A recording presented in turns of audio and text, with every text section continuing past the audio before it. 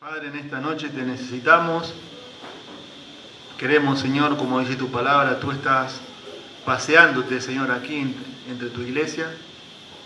Tu santa persona está aquí y también, Señor, tenemos tu santa palabra.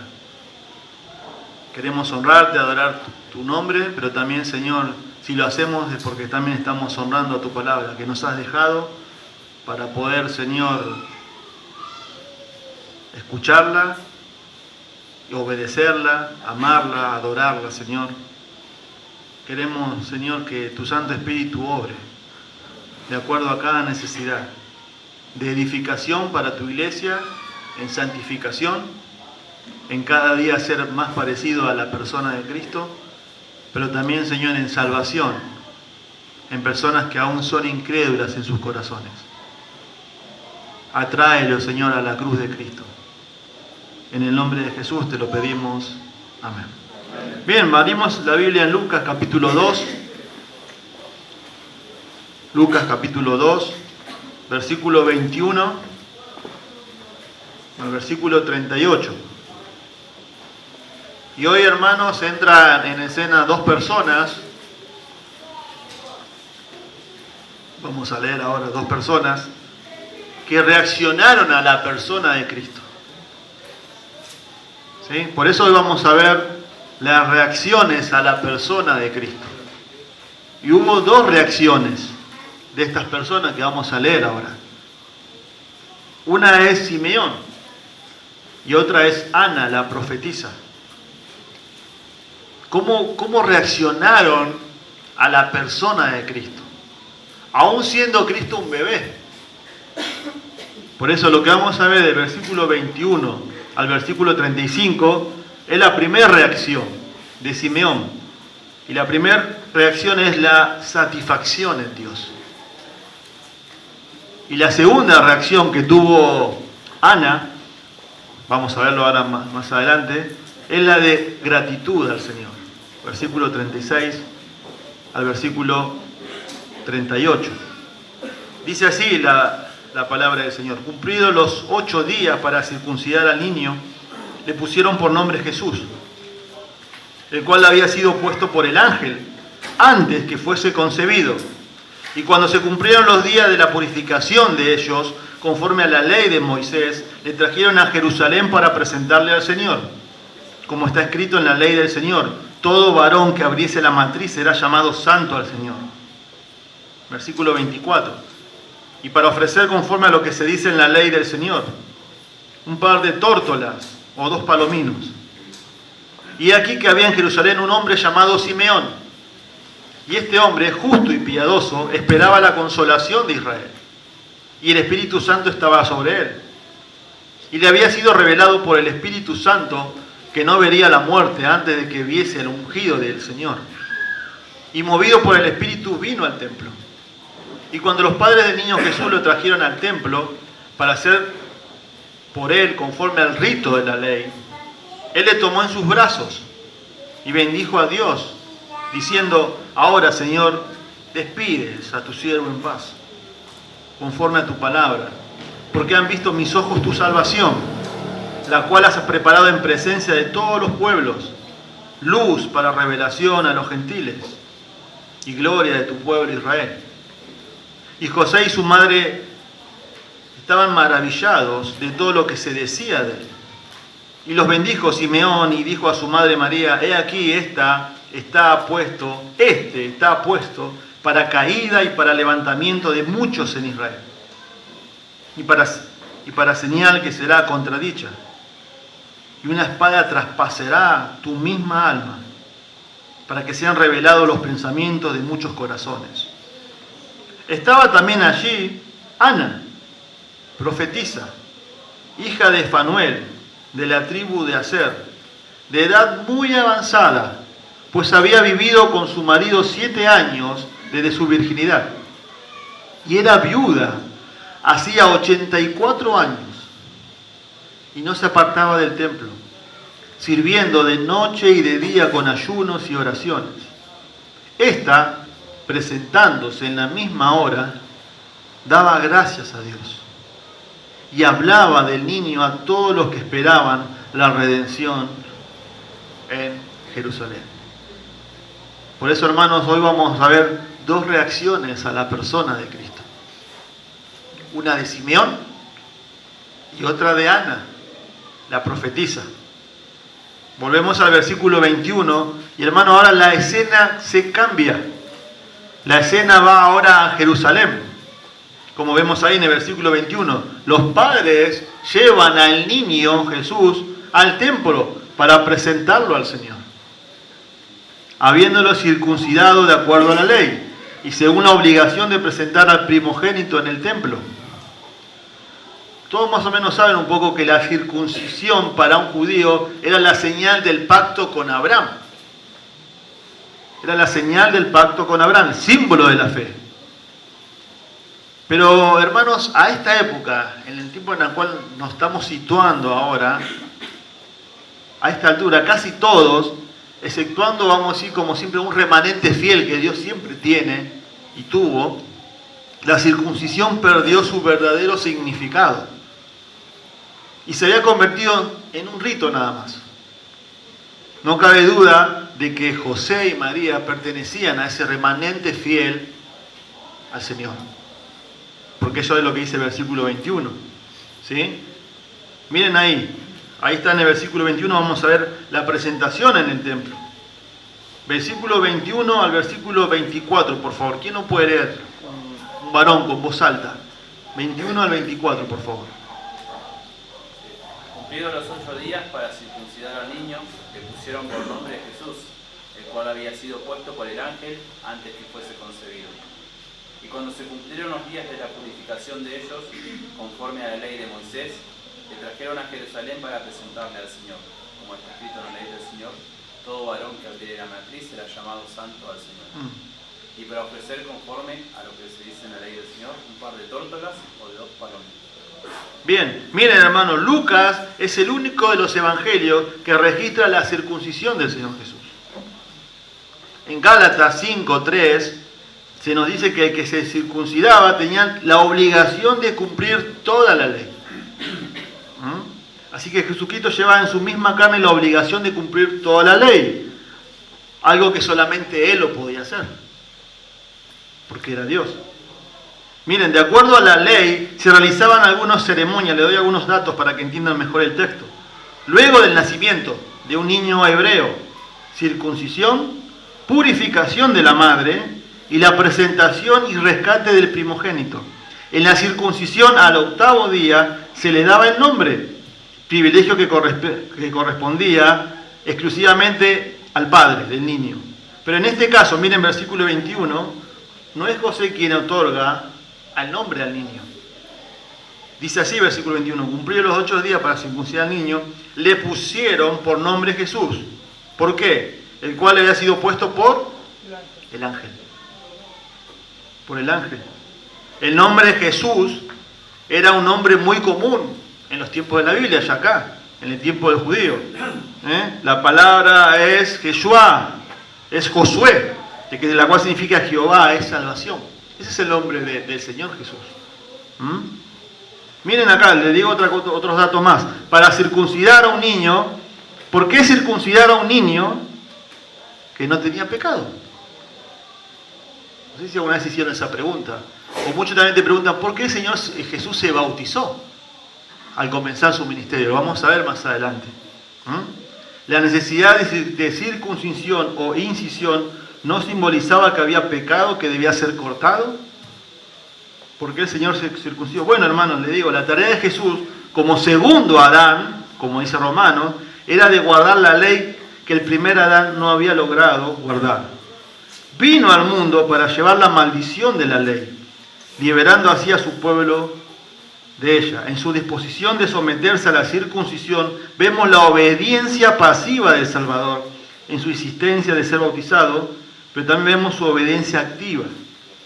Aunque Lucas no pone el énfasis en la circuncisión del Señor, sino más bien en su nombre Jesús, el someterse a la circuncisión fue un elemento en la obediencia requerida del Salvador. Y sin esta obediencia no podía ser verdaderamente Jesús, esto es, Salvador. Él no tenía que circuncidarse, pero como dice ahí, miren ahí versículo 21, Y también versículo 22, para lo que está establecido en la ley, los padres lo hicieron y Dios permitió eso. No era para quitar el pecado porque Jesús era sin pecado, sino que Jesús luego en su vida cumplió la ley. Solamente Él la pudo cumplir. Ningún ser humano lo pudo hacer. ¿Sí? Miren ahí versículo 22 y versículo 24. En los versículos 22 y versículos 24 se ocurre la purificación de María. Dice, cuando se cumplieron los días de la purificación de ellos, Lucas está hablando de ellos ahí, de María y de José, porque eran judíos. Recuerden que le está hablando a una audiencia gentil, Lucas. Ellos, lo que está diciendo. Se refiere a la purificación de los judíos. ¿Sí? Los gentiles no hacían todo este rito que en la ley estaba. ¿Qué significaba esto? Miren, se los leo. La presentación del hijo primogénito. En cuanto a la purificación, María debió haber ofrecido un cordero y un pichón de palomo, una tórtola. Eso está en Levítico 12:6, en la ley. Cuando un hijo judío nacía, los padres debían ofrecer un sacrificio por el hijo. Era un cordero y también dice ahí una paloma. Eso está en la ley, si quieren luego búsquenlo, Levítico 12:6. Pero María hizo la ofrenda destinada a los más pobres. Además, hay un detalle importante. Lucas no menciona la ofrenda para rescatar al primogénito, que se hacía también todo judío. Eso significa que Jesús permaneció toda su vida consagrada absolutamente a Dios, el Padre. Y su misión iba a terminar con el sacrificio de su propia vida. Acá hay toda una ceremonia, miren versículo 22. Y cuando se cumplieron los días de la purificación de ellos, conforme a la ley de Moisés, le trajeron a Jerusalén para presentarle al Señor. Cuando la mujer daba a luz a un hijo, las mujeres van a entender mejor que yo esto. Seguía descargando sus impurezas. Y la mujer naturalmente lo sigue haciendo después de un parto, ¿es así o no? Eso es lo que está hablando ahí.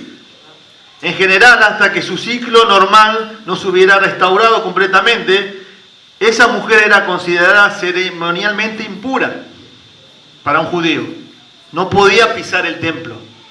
Por eso es lo que está diciendo, miren versículo 22 ahí. Cuando se cumplieron los días de la purificación de ellos, conforme a la ley de Moisés, ahí sí le trajeron a Jerusalén para presentarle al Señor. Levítico 12, 1 al 4, habla de eso, ¿no?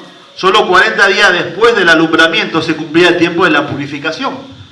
Las mujeres saben, esto es algo natural en las mujeres. Cuando tienen un hijo, tarda en acomodar su ciclo menstrual después otra vez. Y eso es lo que está hablando. Bueno, una mujer hebrea no podía pisar el templo. Era ceremonialmente impura. Cuando pasaban los 40 días, ahí sí. Y ahí es lo que está pasando en el versículo 22. Eso es lo que está ahí. Por medio de las ofrendas era restaurada la completa comunión. Ofrecía el cordero, ofrecía la paloma, y eso era un símbolo de que volvía la comunión otra vez para con Dios. Todo eso de acuerdo a la ley. ¿Sí? Y es interesante, hermanos, miren, la primera vez que el Señor Jesús aparece en el templo. En el templo. Dado que su circuncisión tiene que haberse hecho quizás en Belén, ¿no? Miren versículo 24. Y para ofrecer conforme a lo que se dice en la ley del Señor, un par de tórtolas o 2 palominos. Según Levítico 12:6. Vamos a buscarlo. Vamos a buscarlo, así lo leen. Vamos a leerlo. ¿Qué dice la ley? ¿Qué es lo que debían ofrecerse como un sacrificio? Levítico 12:6, por favor. ¿Alguien que lo pueda leer fuerte?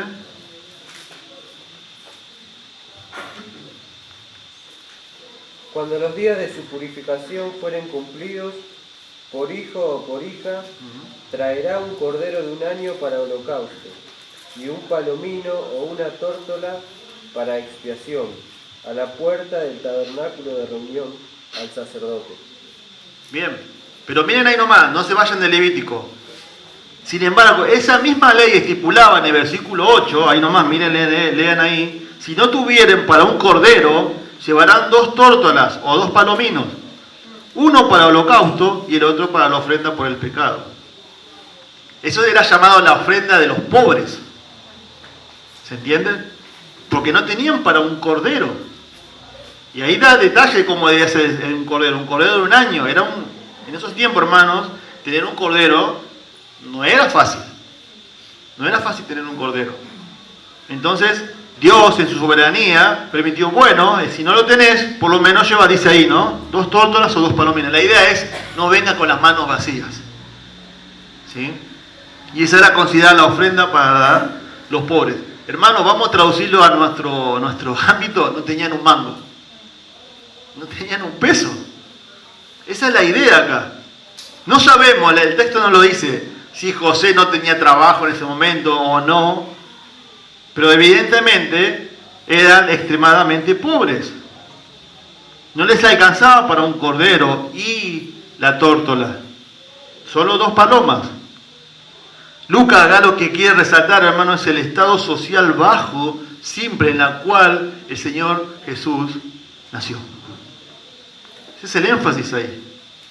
Personas sencillas. Personas pobres. Eso sería la familia de nuestro Señor. Seguramente Dios en su soberanía tenían para comer. Lo que no tenían era para cumplir lo que dice ahí. Tremendo. La encarnación de Cristo, colocando a un lado el ejercicio independiente de sus prerrogativas divinas, dejó su lugar propio con Dios, adoptando una forma humana, con todas sus limitaciones y sencillez. Era un hombre común, sin parecido en él, con una familia pobre y un padre carpintero. Ese es el Rey de Reyes y Señor de Señores.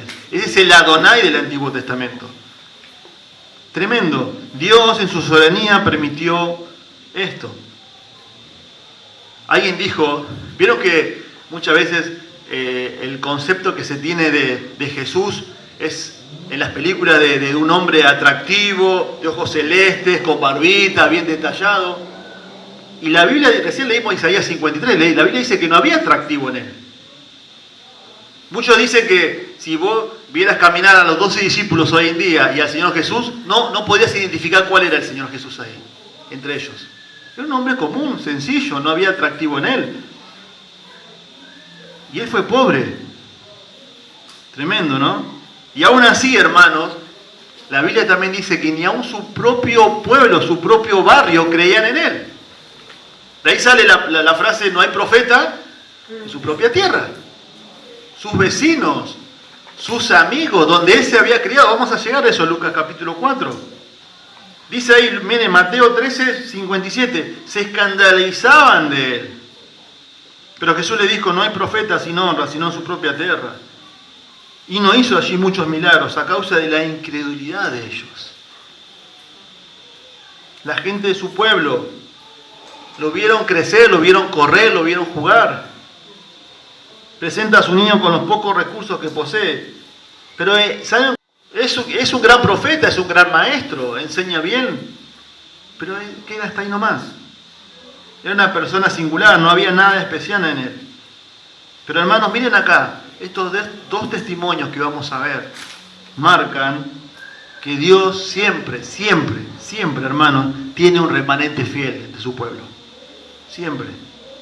Y ahí aparece, miren, versículo 25. Simeón. Y aquí había en Jerusalén un hombre llamado Simeón. Y este hombre, miren las características que tiene. Y que la Biblia está haciendo énfasis ahí. Por eso, hermanos, la primera reacción a la persona de Cristo es satisfacción en Dios. Simeón tuvo satisfacción en la persona de Dios. Justo y piadoso. Esperaba la consolación de Israel y el Espíritu Santo estaba sobre él. Tremendo, ¿no? Miren las características. No era un líder, no era un sacerdote, no era de una persona de clase alta, no lo nombra, no lo dice, pero miren la característica de esta persona. Primero, era justo. Miren ahí, versículo 25. ¿Qué más? Era piadoso. Sigue el texto. ¿Qué más? Esperaba la consolación de Israel. Y por último, era un hombre que era controlado por el Espíritu Santo de Dios. Miren, la combinación justo y devoto, justo y piadoso, puede indicar que Simeón se conducía de tal modo con su conducta con respecto a los hombres, con el prójimo. Era una persona piadosa, era justo. Y hacia Dios era piadoso. Era objeto de la aprobación divina. O sea, había una coherencia entre lo que él creía y su práctica. ¿Se entienden? Su teología de Dios y su práctica de su vida con los hombres. Eso es lo que está diciendo ahí el texto. Miren la tercera característica, versículo 25. Esperaba. La idea ahí es ser vigilante. Toda su vida anheló la liberación de su pueblo. Lo que está diciendo es, lo que él esperaba es la intervención histórica de Dios. Solamente era considerada por el remanente piadoso, como dice la consolación, dice ahí. De ahí viene la palabra paraclesis, paracleto, uno que se pone al lado para consolar. Lo que está diciendo, hermanos, ahí, que este hombre vivió toda su vida esperando la intervención de Dios en su pueblo. Toda su vida. Toda su vida. Y miren la cuarta característica, el versículo 25. Y el Espíritu Santo estaba sobre él. Era un hombre controlado. Es interesante, hermanos, esto, ¿no?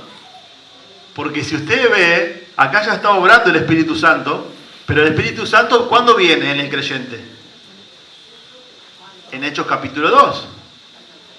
Cuando creen, ¿se acuerdan? Pero acá ya hay algunas manifestaciones que ya va cambiando la cosa. El Espíritu Santo estaba sobre él, dice ahí. Era un hombre controlado por Dios. Era un hombre que Dios estaba lleno del Espíritu Santo de Dios. Lucas registra un hombre guiado profundamente por el Espíritu de Dios. Estaba sobre él. Miren esta característica. Yo puedo decirle, hermano, para encerrar a Simeón, que era un hombre fiel. Era un hombre fiel. Dios honró la fidelidad de este hombre. La piedad.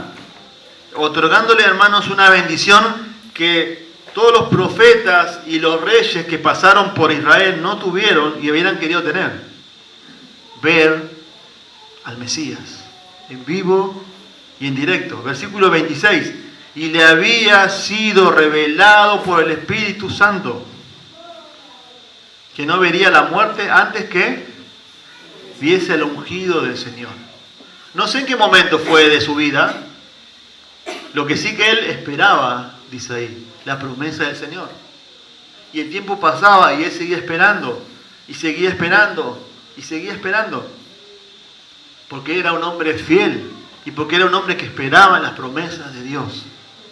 En un pueblo en el cual era apático a Dios, insensible a Dios, donde vamos a ver más adelante en todo Lucas, era toda una religiosidad, todo algo externo de los escribas y fariseos, pero en su corazón no estaba con Dios. Este pueblo de labios me honra, pero su corazón está lejos de mí, dice el Señor. Y ahí está Simeón. Ahí está Simeón. Simeón había sido dotado de una bendición muy rara, pero a la vez especial. En alguna forma, aún antes de Pentecostés, ya estaba morando en él el Espíritu Santo. Estaba constantemente bajo la influencia del Espíritu. El Espíritu se había preocupado en el momento preciso en que José y María entraban en el templo, llevando al niño Jesús para hacer lo que era costumbre conforme a la ley. También, como explicamos, ¿no? En ese mismo momento, ¿o casualidad quién entraba? Simeón. Simeón. Miren versículo 27. Miren la palabra que se repite mucho. ¿Cuál es? Espíritu. Y movido por el Espíritu, ¿qué pasó? Vino al templo. Miren versículo 28. 27. Y movido por el Espíritu vino al templo. Y cuando los padres del niño Jesús los trajeron al templo para hacer por él conforme al rito de la ley, él le tomó en sus brazos y bendijo a Dios, diciendo. Quiero que se pongan en la atmósfera un poco de esto. Imagínense a Simeón ahí entrando. María y José justo entrando con el niño. Y por una revelación especial que el Espíritu dice lo fue guiando, él entendió que ese niño era el Mesías. Todo lo que Dios le había prometido que iba a pasar, se estaba cumpliendo en ese momento. Se estaba cumpliendo en ese momento. Miren qué escena impactante. Miren ahí lo que dice. Lo levantó en sus brazos, dio gracias a Dios por lo que el niño significaba para él. Y por lo que significa no solamente para él, sino para el mundo entero. Miren lo que dice, lo que bendijo, lo que alabó, podemos decir Simeón. Versículo 29. Ahora, Señor, despides a tu siervo en paz, conforme a tu palabra, porque han visto mis ojos tu salvación, las cuales has preparado en presencia de todos los pueblos, luz para revelación a los gentiles y gloria de tu pueblo Israel. Qué bárbaro, ¿no? No todos eran incrédulos en Israel, hermanos. Dios siempre tuvo un remanente fiel. Siempre. Siempre lo tuvo. Siempre hubo personas piadosas a Dios, esperando en el Señor. A pesar de que el mundo va en contra de la corriente, Dios siempre tiene personas fieles. Miren lo que está acá. Lucas registra un hombre avanzado en edad, que Dios en sus misericordias, antes que partiera, le permite disfrutar de tener en sus brazos al Salvador. Al Salvador. Miren ahí, versículo 29. Ahora, la palabra ahora significa, en el tiempo verbal del griego, estás despidiendo. No era un débil ahora transicional. Es definitivamente un adverbio del tiempo. Lo que Simeón quiere decir es que ahora está listo para morir, puesto que Dios lo está despidiendo en paz, como lo había prometido hacerlo. Qué bárbaro. ¿Saben lo que está diciendo Simeón? Señor, ahora sí puedo partir en paz, porque lo que vos me prometiste, lo cumpliste. Qué lindo, ¿no? Del creyente tener esa certeza. Y espero, hermanos, que vos también sea tu vida así. Van pasando los años, ¿no? Cada día que pasa me acerco más a la gloria del Señor. Los años pasan. El mundo ve a una persona grande y vieja, bueno, ya está, es viejo. No, hermano, la Biblia no habla de eso. La Biblia habla de que las canas es sabiduría ante Dios. Pero a la vez también Dios me permite vivir y me permite ver su soberanía, su amor, su gracia. Y aparte, hermano, lo más importante, Dios cumple su promesa. Dios cumple su promesa. Yo creo que lo que más teme el hombre es a la muerte, ¿no? El creyente todo lo contrario. No le teme a la muerte. Porque lo primero que ve, si Dios pide su vida, es el rostro de Cristo. ¿Le tenés miedo a la muerte? ¿Sabés que si le tenés miedo a la muerte es porque algo pasa en tu vida? Quizá no sos salvo. Quizá no sos salvo. Pablo dijo, la muerte para mí es ganancia. Es ganancia. Y Pablo tenía esa disyuntiva. Tengo muchas cosas que hacer acá. No sé si quedarme, estar presente o morir, pero dice, para mí el vivir es Cristo y el morir es ganancia. Para mí el vivir es Cristo y el morir es ganancia. Por eso, hermanos, yo amo a las personas que son ancianas en el Señor. Me encanta ver al hermano Julio. Amo a ese hombre. Creo que él me ama a mí. Amo sus personas, la hermana Irene de San Miguel, ya con 90 años. Y para mí son ejemplos de cómo caminar fieles en el Señor, ¿no? Pero miren ahí, está teniendo en sus brazos y viendo con sus ojos no solamente un bebé, sino solamente que viendo la salvación, hermanos, de Israel. Y no solamente de Israel, dice de los gentiles. Este es el Salvador del mundo. Esto es lo que Dios prometió. Miren, Simeón es un siervo. Reconoce con gozo el derecho absoluto que Dios tiene sobre su persona. Se dirige a él, mire como dice, Señor soberano, tu salvación, la cual has preparado a la vista de todos los pueblos. Nada hay en mente estrecha en Simeón.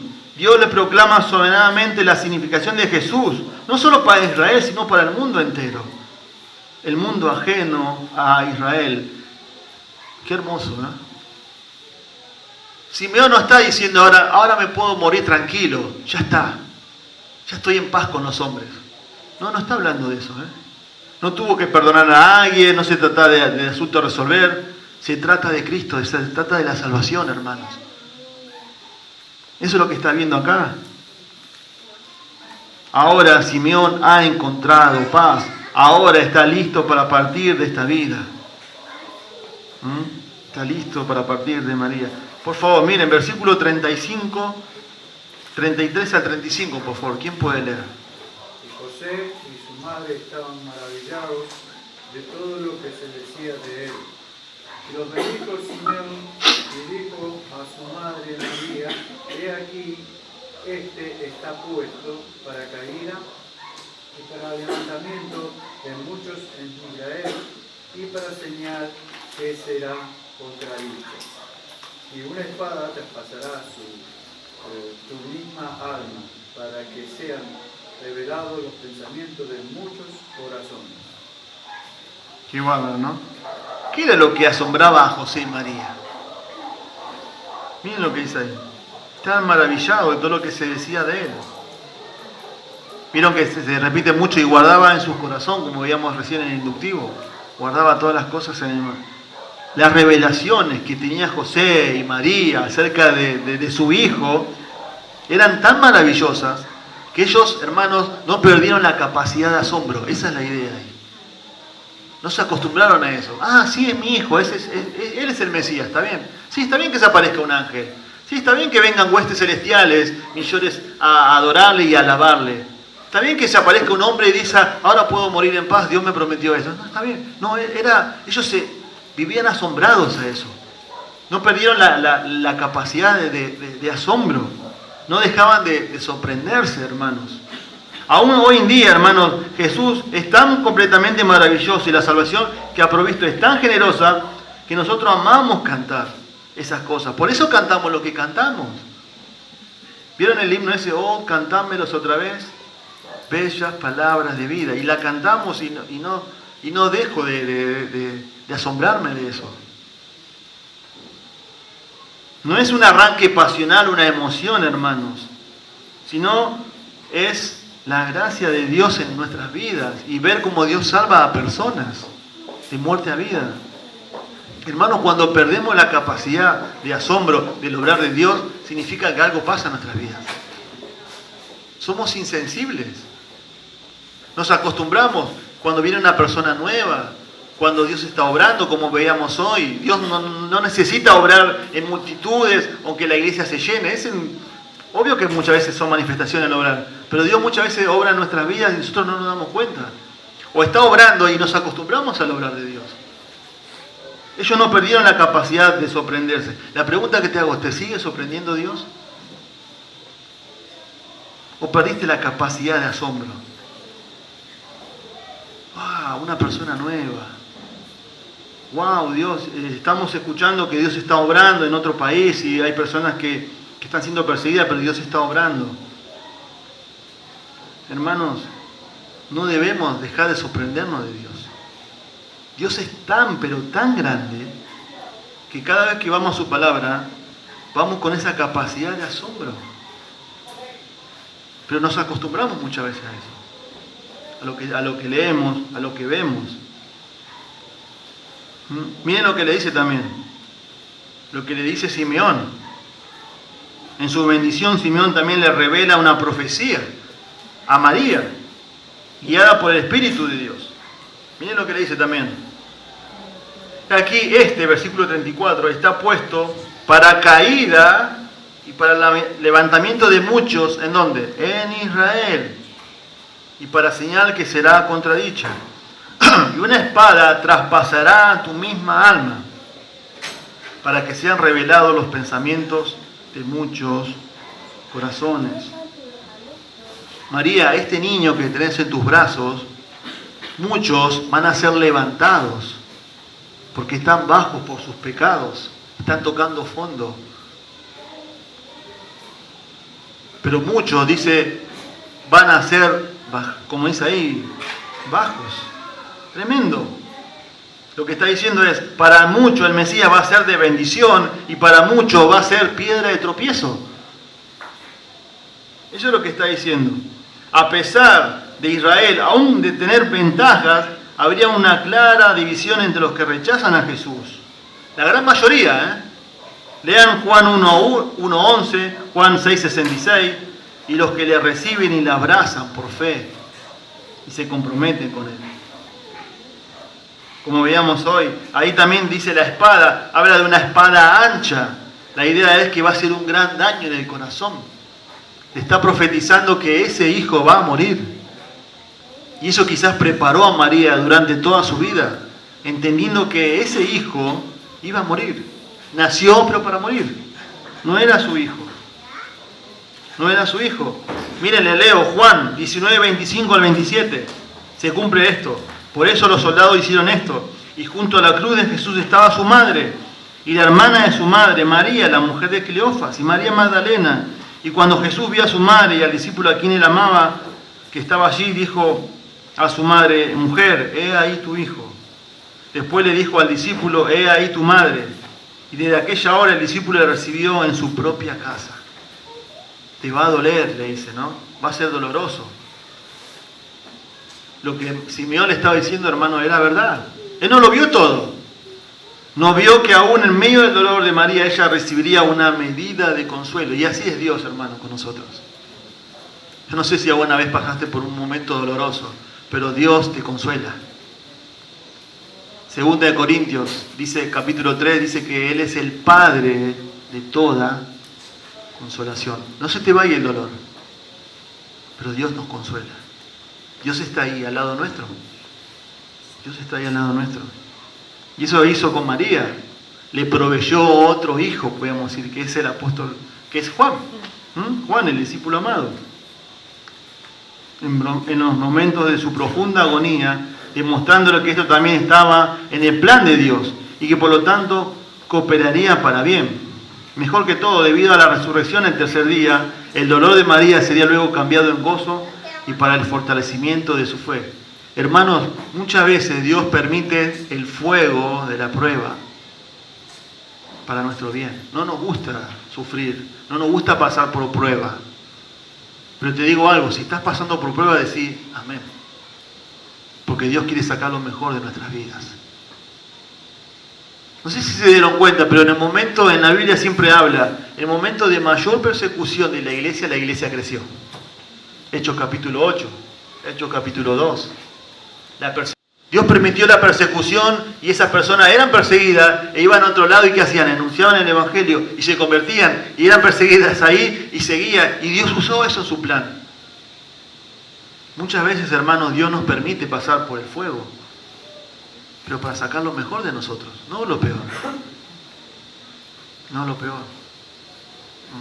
Miren, vamos a ver la segunda reacción de una persona que espera en Cristo. La segunda reacción. La primera es satisfacción en Dios. La pregunta que te hago, ¿estás satisfecho con la persona de Dios?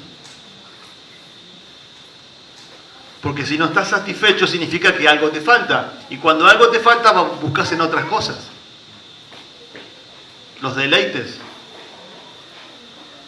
Y ahí es donde entra toda la escena de nuestra lucha con el pecado. Porque no hay satisfacción en Dios. No hay satisfacción en Dios. Colosenses dice, en Cristo estáis completos. Cristo lo llena todo, hermano. Siempre vuelvo a repetir esta frase. Cristo no es que añadimos algo a nuestra vida. Cristo es el todo de nuestras vidas. Y si no hay una satisfacción en Dios, significa que quizás no conociste al Cristo de las Escrituras. Miren, la segunda reacción de una persona que espera en Cristo es de gratitud. Versículo 36 al 38, por favor. ¿Quién no puede leer? Estaba también allí Ana, profetisa, hija de Fanuel, de la tribu de Aser, de edad muy avanzada, pues había vivido con su marido 7 años desde su virginidad. Y era viuda, hacía 84 años, y no se apartaba del templo, sirviendo de noche y de día con ayunos y oraciones. Qué bárbaro, ¿no? Esta, presentándose en la misma hora, daba gracias a Dios y hablaba del niño a todos los que esperaban la redención en Jerusalén. Bueno, miren, ahí lo dice el versículo 36. Ana era una profetisa. Durante muchos años, como vimos, exactamente casi 400 años, la voz de Dios, la voz de la profecía de Dios había estado callada. Aquí ahora repentinamente aparece una profetisa. Bueno, ¿qué es esto? Miren, ahí da varias características de la hija de Fanuel, de la tribu de Aser, de edad muy avanzada, dice ahí el texto, pues había vivido con su marido 7 años desde su virginidad, y era viuda hacía 84 años, y no se apartaba del templo, sirviendo de noche y de día con ayunos y oraciones. Lucas, hermano, el Evangelio de Lucas va a resaltar mucho el ministerio de las mujeres con el Señor Jesús. Mucho. No se sabe exactamente la edad de Ana, pero muchos eruditos creen que pudo haber tenido, miren, escuchen bien esto, entre 84 años y 105 años. La Biblia dice que era de edad muy avanzada. Miren el versículo 36, está ahí. Desde 84 años hasta 100 o 105 años. Lucas toma más espacio en escribir quién era Ana que a compartir lo que realmente dijo en ese momento. Eso nos da la idea de su afán para resarcir la imagen tan devaluada de la mujer en la sociedad judía. ¿Se acuerdan? Las mujeres para un judío era despreciada. Simplemente servía para tener hijos. Y si no tenía hijos, ¿se acuerdan? La estéril. Los niños. Eso era muy característica en los judíos. ¿Se acuerdan los niños? ¿Qué hacían los apóstoles? Eran como los patobicas. Saquen de acá a los niños. ¿Y qué decía el Señor? No, dejen los niños. Dejen venir a mí, decía. Y lo siente que le dice, para ser salvo hay que ser como qué, como un niño. Ese era el concepto que tenía un judío de un niño, de una mujer. Pero miren ahí, ¿no? Lucas describe su entorno sociohumano, su nombre, su oficio, su descendencia, su edad y su estado civil. Y también su entorno ministerial, dice, no se apartaba del templo. Bueno, acá, hermanos, usa una hipérbole acá. ¿Qué es una hipérbole? Es una exageración. No es que estaba, literalmente vivía ahí. La idea es, ¿vieron cuando se dice, esta persona vive en la iglesia? Tiene reuniones lunes, martes. Los que vienen de trasfondo pentecostal me van a entender mejor. Lunes, martes, jueves, sábado, domingo, reuniones. Bueno, esa es la idea ahí. ¿Sí? Es como decir, vive en la iglesia. Lo que sigue, miren ahí, lo que está hablando ahí es, ¿cuál es su actitud hacia Jesús? Ella, miren ahí. Llegando a la misma hora, o en el mismo momento, o casualidad, nosotros podemos imaginarla como una que está en los atrios del templo. Imagínense el templo, ¿no? Había un lugar destinado en el templo que se llamaba el atrio de las mujeres. ¿No? Quizás estaba ahí, esta mujer. Ve a José y ve a María con el niño. Observa cuidadosamente cómo Simeón toma al niño en sus brazos. Quizás lo escucha lo que Simeón está cantando, lo que está diciendo. Y ella oye claramente cada palabra. Miren, se acerca a la persona. Está convencida que ese niño es el Mesías. Es el Mesías. Llena de gratitud. Miren lo que dice el texto ahí. Por favor. Lucas 2. Era viuda. Dato no menor. Era viuda. Las viudas también eran, generalmente en los tiempos de la vida, eran destinadas a la pobreza. Por eso Pablo en Timoteo le dice a la iglesia ya establecida, A las viudas le dice, ¿no?, que han sido piadosas, que han criado hijos, que la iglesia debe tener la responsabilidad de ayudarlas. A las viudas jóvenes que andan en sus pasiones le dice mejor que se casen, que andan de acá, de en casa, viendo novelas, dice, siguiendo sus propias concupiscencias. Eso es lo que le está diciendo. Las viudas generalmente, hermanos, no es como hoy, eran destinadas también a la pobreza. Eso es lo que está diciendo ahí, miren. Pero esta mujer llena de gratitud, llena y expresa su agradecimiento a Dios. Terminando su oración, ella empieza a hablar a todas las personas en quien piensa en forma similar de ellos.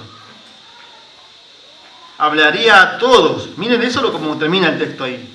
Y hablaba del niño a todos los que esperaban la redención en Jerusalén. ¿Se imaginan a esa mujer? Grande.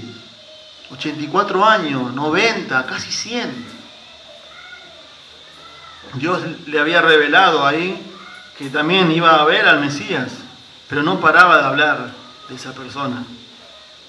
Su liberación de pecado por medio de la redención en el Mesías. Su reacción fue de gratitud, de alabanza. Pero a mí me llamó la atención, no paraba de hablar de ese niño. No paraba de hablar. No podía parar de hablar. Hermanos, miren, personas sencillas, personas agradecidas, personas satisfechas, preparadas para la eternidad, porque entendieron realmente quién era el Señor. Y personas grandes, piadosas, sirviéndole al Señor. Una vez escuché de una mujer que me lo dijo en la iglesia, no acá en San Miguel, joven, porque tiene más o menos 50 años. Yo ya no sirvo más al Señor. Que sirvan los jóvenes. Yo ya cumplí. ¿Qué hay, una jubilación del cristianismo? ¿Qué? ¿60 para las mujeres, 65 para los hombres? ¿Y ya está? No, hermanos. Las personas de más avanzada edad, no me gusta usar la palabra esa que ustedes saben, Dios las usa.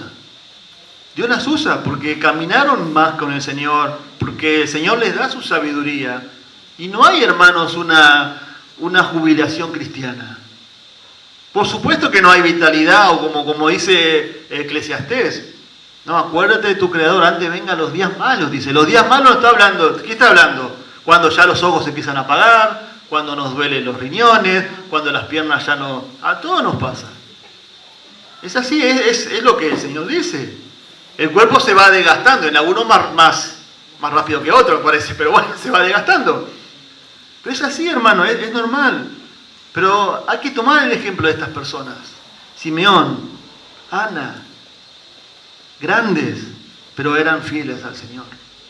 Qué lindo, ¿no? Qué lindo es poder terminar tu vida cristiana avanzado, con canas, pero fiel al Señor. Esa es mi oración. Poder terminar con mi esposa ahí ya grande, ver a mi hija, si Dios permite, casada, en el Señor, sirviéndole al Señor, ya ahí con ese compañerismo ahí con mi esposa, pero seguir fiel al Señor. ¿Quién no quería eso? Y eso es lo que está pasando, hermano, sirviéndole de día y de noche con sus oraciones, con sus testimonios. La pregunta que te hago es, ¿estás sirviendo al Señor? ¿Qué te impide servir al Señor? ¿Qué te está impidiendo? Acá tenemos dos ejemplos de cómo reaccionar a la persona de Cristo. Satisfechas en Dios y gratitud al Señor. Hermanos, con esto termino. No servimos a Dios porque Dios me necesita. Servimos a Dios por gratitud. Dios no me necesita a mí. Y a nadie. Ni a John MacArthur, ni a Sproul, ni a quien se le ocurra. No lo necesita. Servimos al Señor por gratitud. Por lo que Él ha hecho en nuestras vidas. Vamos a orar. Padre, gracias te damos por tu palabra. Señor, gracias por la vida y los ejemplos que nos dejas en tu palabra. Personas sencillas, comunes, pobres, pero con un corazón satisfecho en ti, con un corazón agradecido a ti, Señor. por lo que has hecho en sus vidas. Queremos tener, Señor, ese tipo de corazón. Gracias, Señor, por las personas que nos preceden, Señor, que nos son de ejemplo en fidelidad, en temor, en servicio, Señor. Y queremos, Señor, realmente vivir cada día para ti, ser agradecido con las bendiciones que tú nos das, pero también, Señor, tener un corazón satisfecho en ti, en todas áreas, Señor, en lo emocional, en lo espiritual, en lo físico. Gracias, Señor, por darnos tanto, y perdonarnos, Señor. Queremos arrepentirnos de corazón si pecamos contra ti, en ser ingratos, en ser desagradecidos, en no estar satisfechos, Señor, con todas las cosas que tú nos das, no solamente en lo físico, sino en lo espiritual. No queremos el ejemplo de Israel, que vivía quejándose, y aún, Señor, viendo en vivo e indirecto el obrar tuyo. Ayúdanos, Señor, a ser temerosos de tu palabra, temerosos de tu persona, y que Simeón y Ana nos sirva de ejemplo, Señor, y de incentivo de cuánto debemos aprender, Señor. En el nombre de Jesús te lo pedimos.